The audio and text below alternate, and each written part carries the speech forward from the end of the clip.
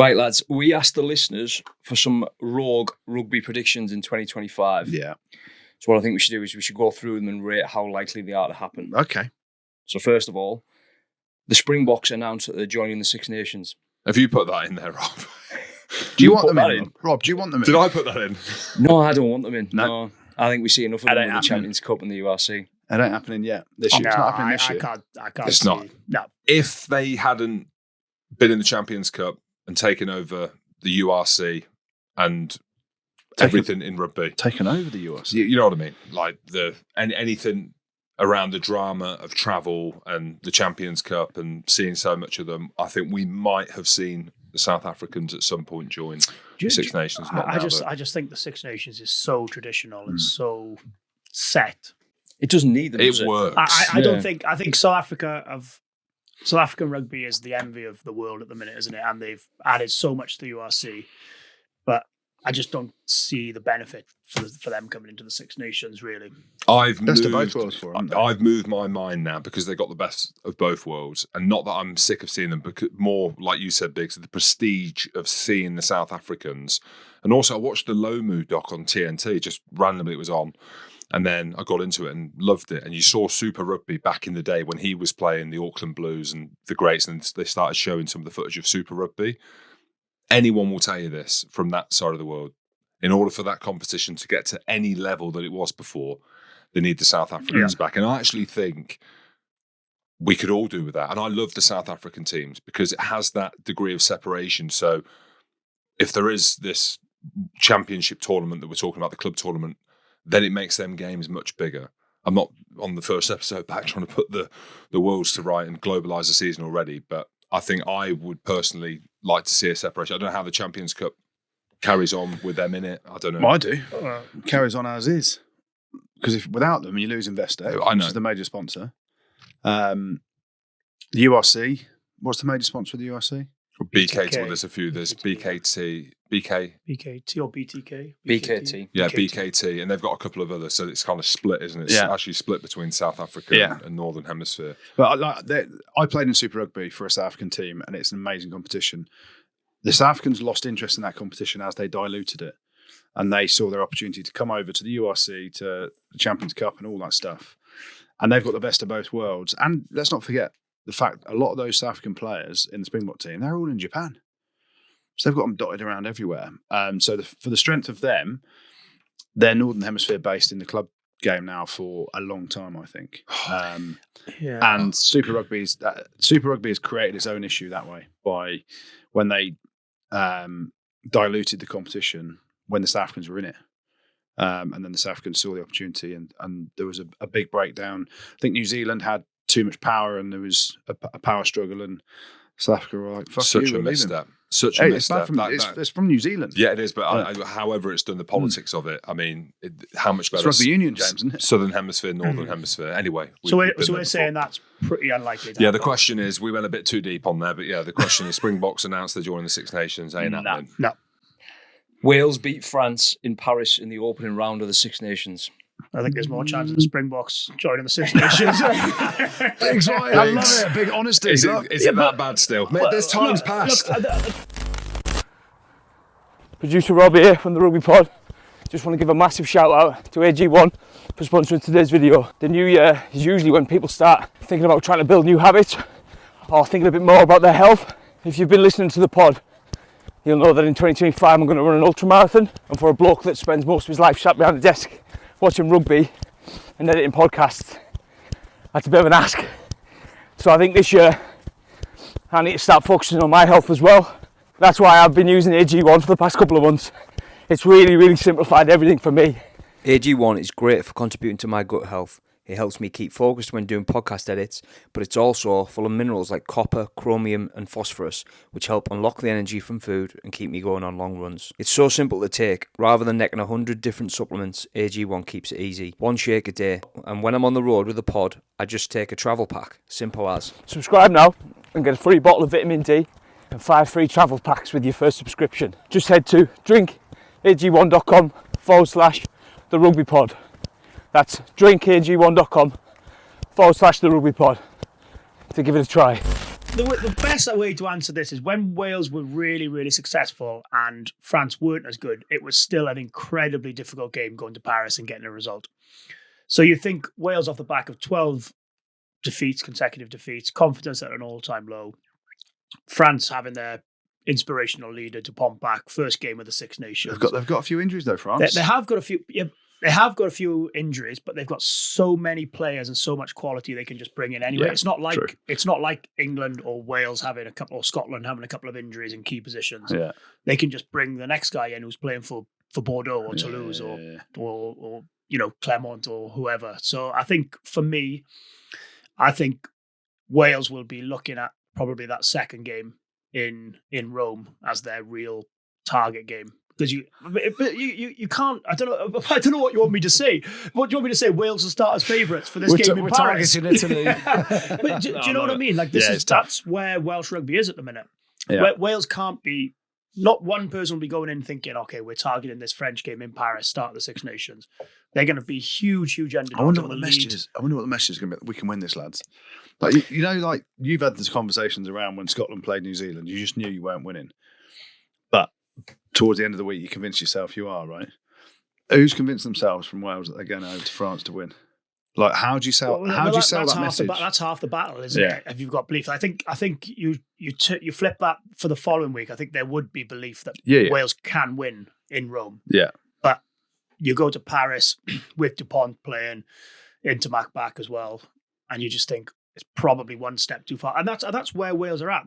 This is where we need to probably come to, that Wales aren't in a position at the minute probably to be competing against South Africa like we saw in the last game of the autumn. France away at the minute. That's probably not where Wales are right now. They may be in 12 months' time, 24 months' time, we don't know. But right now, I think it's very much almost using that game as a bit of a hit out before that game in Rome. But keep it under 50, lads. Yeah, well, can you keep it as tight as possible? You never know in France. The crowd get on top of them a little bit, but you would have to say it's very unlikely for Wales to win in the Stade de France on the opening night of the Six Nations. Man United drew with Liverpool. Harry Maguire, I would have scored Harry that. Maguire. You would have scored that. Yeah, I reckon I would have scored that goal. I don't reckon that's Harry Maguire's fault. What is it? What about the ball that comes in?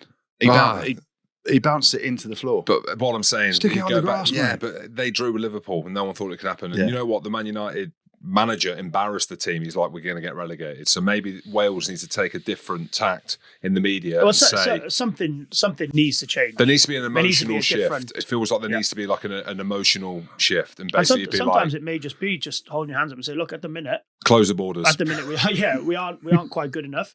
Take a load of pressure off ourselves. Let's not worry about winning in Paris. And let's just build and look at the games we can target, because that's currently where Wales are at. But they haven't said that though, have they? After the WRU review, they said that Gats needs success in the Six Nations, didn't they? But that was the official line. So as a Welshman, I'd ask you guys, what would you class success for Wales in this Six Nations? Given their fixtures, they go away to France, away to Italy, home to Ireland, away to Scotland, finish with England at home. Yeah. In reality, for what is success is not finishing last. And I feel harsh saying that, but the state they're in, they didn't win a game all last year. They haven't beaten Italy now for 2 years, is it? 2 years, yeah. And so beating Italy, a successful one. If you're talking about success, he's beating Italy away, England at home. Yep. And then you could say that's success. And either way, I think Gats goes. I think it's his last Six Nations. That's my feeling, based on no rumours. I haven't spoke to anyone. There's no hats in rings. I think he's done. Lanny in that one as well. Sorry, Stuart. England win the Six Nations. Yes. Could happen. I'm not saying it is, but there's a chance. I just look, it's so hard because you watch the Prem and your mind's warped because of the quality of some of the games and the strength in depth they've got. Something needs to shift for Steve Borthwick. I'm not saying it's winning the Six Nations, but something needs to click for them. And they've got to get their 10 right. I think that's a big thing they need to get right first. But the quality of players they've got to choose from, based on the Prem, but also based on quality that we've seen. But you look at England's games, so we've got Ireland away first up. So Ireland are beatable at the minute. And then we've got France at home, Scotland at home, Ireland away, Italy away, and Wales away. And so if you get through Ireland, you've got 2 home games against 2 big teams. Yeah. And so the confidence builds. England can win it. I don't think we will. I think France are the standout team. But I'm hoping Steve gives them the freedom to transfer their club form and what they do at club level into an international shirt and go back to how we played against Ireland at the Six Nations last year, when the players had freedom to go and attack and play with their heads up, and he didn't make these changes in the game and have a negative impact on things. Have a positive mindset. There's a lot of good young players. Yeah, there's a couple of injuries. Mitchell's back, playing well. The 10 debate around Marcus Smith, Finn Smith, do you play Marcus Smith at fullback now? Furbank's injured. Freddie Stewart's playing pretty well. There's loads of conversations to have, and it's for when we get close to the Six Nations, we'll have these conversations. But a hell of a lot of talent. And if Steve can take his foot off their throats and let them go and express themselves, then we have a good team that can attack. And we need to bin off the blitz defence. It's such a momentum tournament, though, the Six Yeah. Nations, isn't it? That first game is so pivotal. If you win that away from Ireland, you come back at home in Twickenham, the Allianz Stadium, and you all of a sudden that France game becomes a lot less daunting. If you lose away in Ireland, you think it's a tough game against France with Dupont and Intermac and the like come into town. Oh, it's heaven or hell for us. We beat Ireland, you've got momentum. Yeah. Then you play France at home. Those first 2 weeks are Yeah. everything in the Six Yeah. Nations. Like, it could be that hell sets for the us. tone, yeah. Could be hell for us. We could lose to Ireland, get hosed by France at home, and then we've got the Scots coming round 3, Yeah. and you've won their Wait. last 2 times, have you?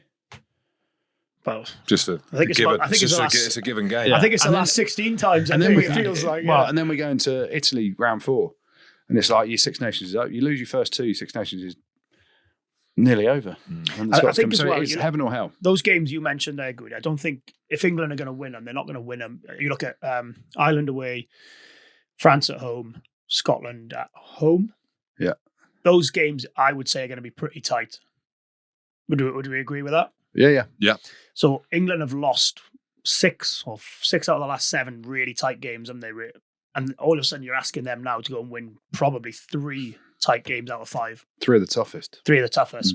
I don't think they will win the Six Nations, but like you said, it is all about momentum in those first couple of weeks. We have a chance. Saudi or Qatar buy a rugby team? How likely do you think that is to happen? Where?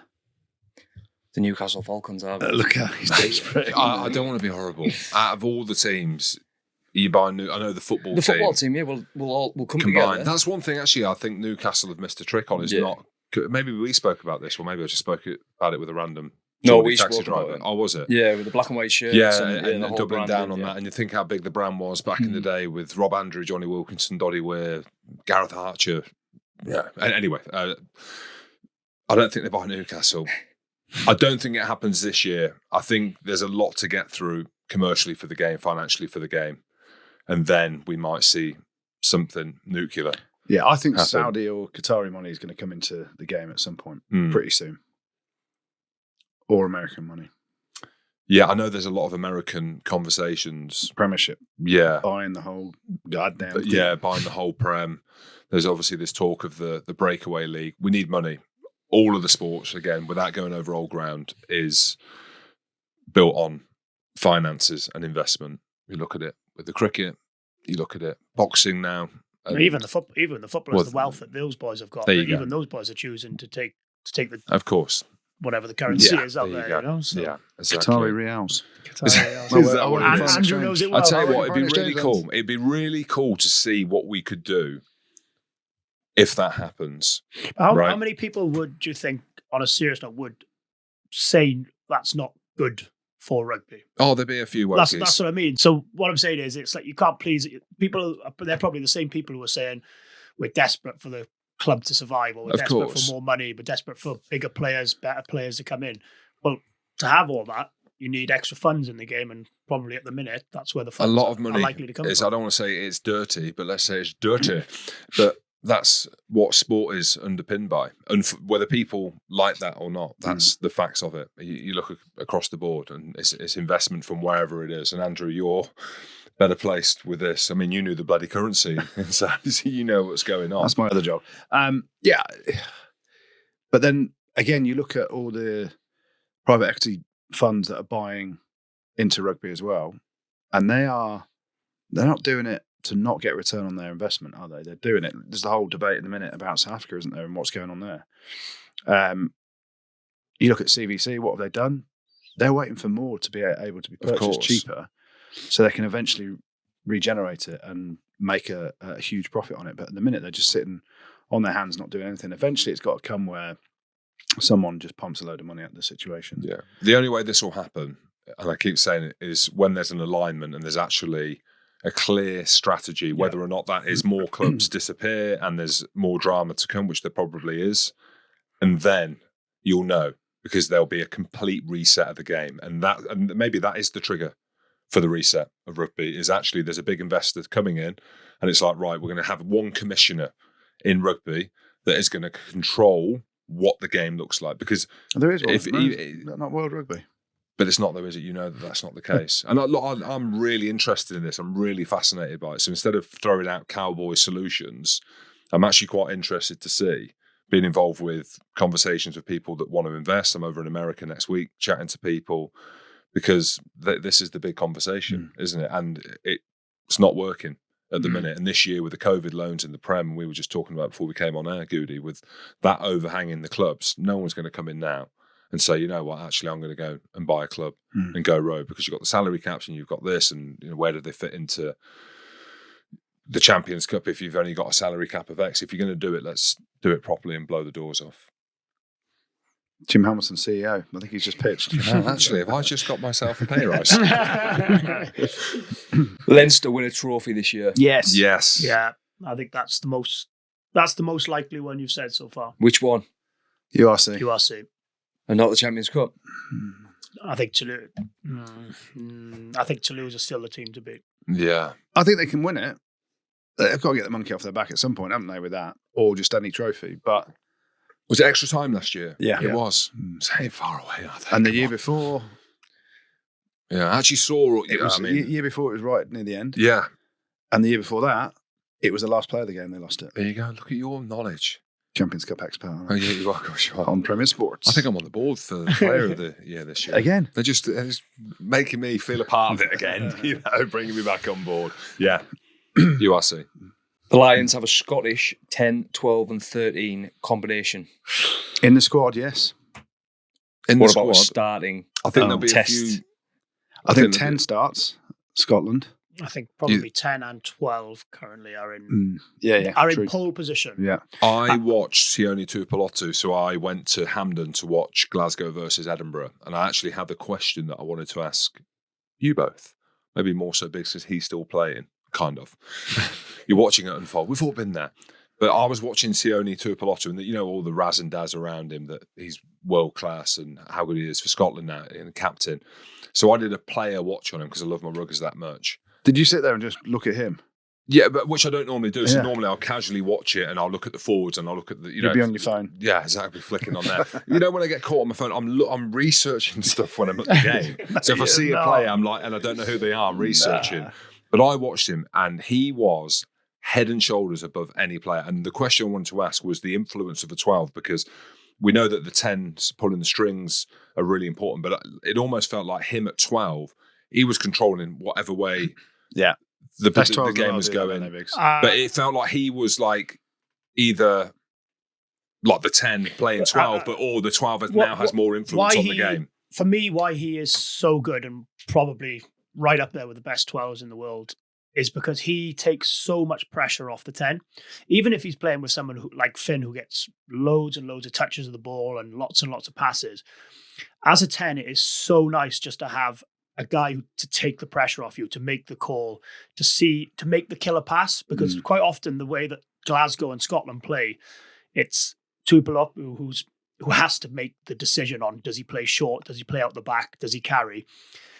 And give it as a 10, not to have to make every big play, every right decision, every right move is so precious for a 10. And that's why, but also he's got that ability to dominate collisions, to offload after collisions, and obviously as a very, very good defender. And he's a good kicker as well. Like he's got the lot, hasn't he? In reality, as a 10, my biggest or my favourite 12s to play with were the talkers, the ones that would help you out the most that way. But he's got that, and he's got the ability to run over someone, sit someone down, put someone through a hole. He's a complete package. Every time he touched the ball, and I know it was Edinburgh, and Edinburgh aren't doing great, even though they beat them the other game, but they were hammering Edinburgh.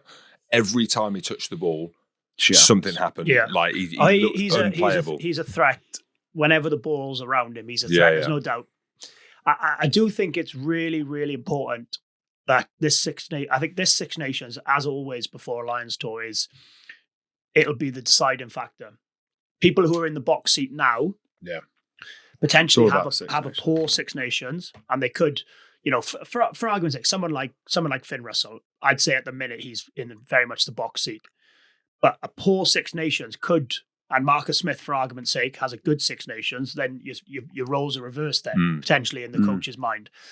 And that's why I just think that it's so important. That you look at so many players will probably think a good Six Nations year and I'm in, or vice versa. And you probably think a poor Six Nations, I could play myself out of it here. So I do really think that it is so dependent on how individuals and how they go as a team. Because I think there's a huge amount of pressure on Scotland, the Six Nations. I believe that because they haven't delivered in the Six Nations, apart from against England. They've obviously had the last 2 or 3 or 2 World Cups where they've been difficult pools, etc., but they haven't got out the pool stages. They've had good autumns, but they have to have. I think for them to get a really strong inclusion of players. And to really push for starting places in the tests, I think they have to have a really good Six Nations. I think the fixtures actually work really nicely for Scotland, and I think they will. I think they're my dark horses for this Six Nations. Previously, you sort of thought, no, they're not quite there yet, or whatever. But I think they've got a good chance. But it is so important if the Lions are going to have a 10, 12, 13 partnership. I think Scotland have to be there or thereabouts in the Six Nations. Agree. We've been doing this podcast for 9 years. And every year Jim says, this is Scotland's year. This is Scotland's year for the Six Nations, don't you?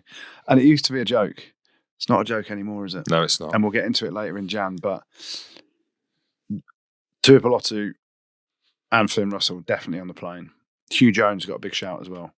But starting, I think Ringrose gets picked ahead of Hugh Jones at the minute at 13. But I'd start Tuipulotu and at 12. And Ollie Lawrence. I personally reckon, I think we should not ban, but I think we should hold off sort of Lion selection and team selection, etc., until we've seen at least 2 rounds of the Six Nations. Because or we should do before predictor, the before and after, because that way there's going to be lads pick that your are in Lions there 15 that have done everything over the last 2 years. How many Lions 15s are going to be picked between now and?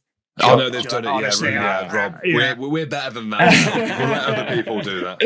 I think it depends on his coaching staff as well, doesn't it? He hasn't announced any of that yet, has he? I don't think Gregor will go. No, but Andy Farrell's a winner, isn't he? And he loves his guys. I reckon Sam Prendergast will go. Do you? I think he'll go. Outside shout. Again, he's going to need a good Six Nations. Yeah, I think he goes if Marcus plays at 15. So the 10 question's amazing, isn't it, really? Because I think you take Finn's starting choice, you'll take Marcus as a utility. I think Finn Smith is very good and will go. How many 10s did they take, Biggs? Only 3. 3. They took 3 in 21, 3 in 17, 2 in 13, where I missed out on. Not gutted about that at all. But yeah, there you go. So Marcus Smith, someone big doesn't go. Yeah. But I think Sam Prendergast goes. But I think, again, it's like, this was a question I was going to put to you boys after watching the game on the weekend, because I thought Finn Smith was absolutely brilliant on the weekend. But I just don't see him getting enough game time with England. Unless Marcus plays fullback. Unless with the injury to Furbank now that they go down that route. But I think that Marcus Smith is amazing and he's a phenomenal talent, but it ain't working for England. It's just not. It is. He's just not trusted for the full 80 minutes. Yeah, well, what if he's not true? But it's whatever it is, it isn't working. That's like the crux of it. But he's the quarterback. He's that's 10. a Steve. To me, that's a Steve thing, right? And we've chatted about this, Biggs, where you go back to that New Zealand Test series. He took him off. when he was our best player and we lose the game. He took him off in the November games. We lose the game. That's not a Marcus Smith fault. Yeah, but It's a Steve Borthwick fault, and he's got to learn. Finn always looks like it's more of a. Again, it was a Prem game. He was phenomenal at the weekend against Bath, and he's done some amazing things defensively. Very good. He should get picked ahead of Finn Russell. For the we'll Lions. see. If he plays for England, they win the Six Nations. I do honestly believe, though, there is such a big jump between club level, especially and international now. level. And I think Finn Smith is a fabulous player, but none of us around this table, nobody in world rugby knows if Finn Smith is good enough to play for England yet, because he hasn't. You can't judge someone off 10 minutes here, 15 minutes there. Yeah. So we don't actually know. We know that he's a bloody good player at club level, but we don't know if he's good enough. And you'll only know if he's good enough after 5 starts. Yeah, I think you said 10 games. I think with the injuries for England, it opens up that 15 slot for Marcus. So if it's not now for Finn, and that's it, they've got 2 brilliant players in that position. I've got a feeling he'll go for Finn Smith. I don't based on nothing. I've had too much time to think. The Lions go 3 from 3 against Australia in the summer. No. Really? It's a quick no as well. Really? A quick no. I just think Australia got something about. I think the Lions win it. I think we go 2-0 up and we might play the Shags. No, I don't think so. And Australia win the third. I honestly don't. How good if Australia win that first game? No. Because we know it takes to 3. Yeah. Well, it takes the 3 anyway, right? Yeah, you know what I mean. But as in the real jeopardy, the first game, from our point of view here. Well, it might not, because they might win the second one as well. But they won't. From where Australia were to where they are now, like if we'd have started having this conversation in October, we'd have been like, it's fucking 3-0 to the Lions, not a problem. And obviously Joe Schmidt's had a big influence, some of the players he's getting back. And they had a really good November series, didn't they? Yeah. Obviously smashed you boys. Beat England. Nearly pushed Ireland all the way in Dublin as lost to Scotland though, didn't they? Yes, sir. I think it was -17 up in Edinburgh that day. Hey, weather's weather. That's what it is. Weather is weather. Weather is weather. So I mean, I think the Lions. Do we win 3 out of 3? I think it's 2-1 now. I think 2-1. I think we win the first 2, and then we take the foot off the gas. Maybe it's going to be wicked either way. Posh, but wicked. You know what I mean? The whole thing. It just feels a bit posh. The Springboks break the Eden Park streak against the All Blacks in the Rugby Championship. Which is what, Rob? Some context for the listeners? It is a 50-game unbeaten streak. It's got to go at some point, isn't it? 50 games? Yeah. Is it altitude, Eden? No. No. Why was New Zealand. If there's a team that's going to break it, you'd say that's the team. I actually think the All Blacks have played really well against the Springboks in the Rugby Championship this year, and have always done all right against them. So, Champ's good, eh? Yeah, I had heard that New Zealand don't want to play South Africa at Eden Park because. Who told you this? It's just been happening. Have a look over history when the last time the Springboks played there was. Do they get to choose where they play? I think the All Blacks choose who they play, where they play, when they play. And so this is the first time, I'll tell you now, it's the first time in a long time that the Springboks have got the invite to play at Eden Park. I think that's a flip of a coin. Personally. So they could do it, yeah. It could end. It's got to end some point, hasn't it? No, so it could happen, maybe. It needs to give you an answer. Pod. Rugby pod.